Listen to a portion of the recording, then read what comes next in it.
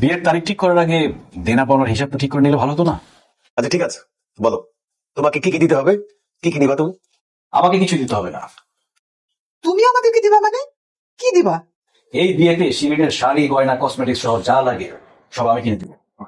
বিয়ের অনুষ্ঠান করতে যত টাকা খরচ হবে এই সব টাকা দিব আমি। আর আপনাদের মেহমানদারি করতে, অনুষ্ঠান করে লোকজন খাওয়াতে যত টাকা খরচ হয় সব টাকা দিব আমি।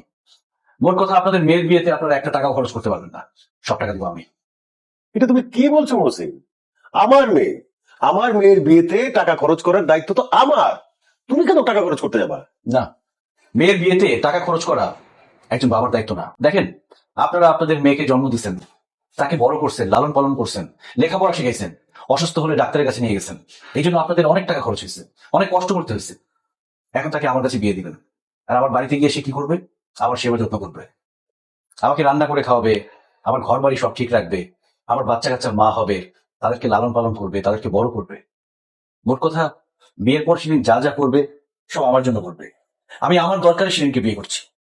আর যেহেতু আমার দরকারে আমি সেদিনকে বিয়ে করছি, সেহেতু আপনি কেন বিয়ের খরচ দিবেন?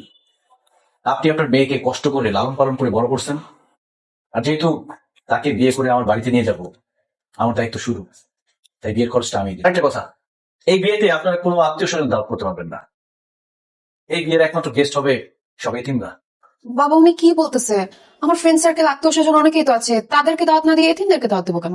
দেখো শিরিন, তুমি যদি তোমাদের ফ্রেন্ড সার্কেল বা আত্মীয় স্বজনকে দাওয়াত দাও, তারা আসবে এখানে পেট ভরে খেতে আর বিয়েতে দোষ ধরতে। তাছাড়া তোমাদের আত্মীয় স্বজন যারা আছে তারা তো এমনিতেই ভালো ভালো খায়। আর যারা এতিম, তারা 3 বেলা পেট ভরে খেতেই পারে না, ভালো ভালো খাওয়ার কথা তো তারা চিন্তাই করতে পারে না।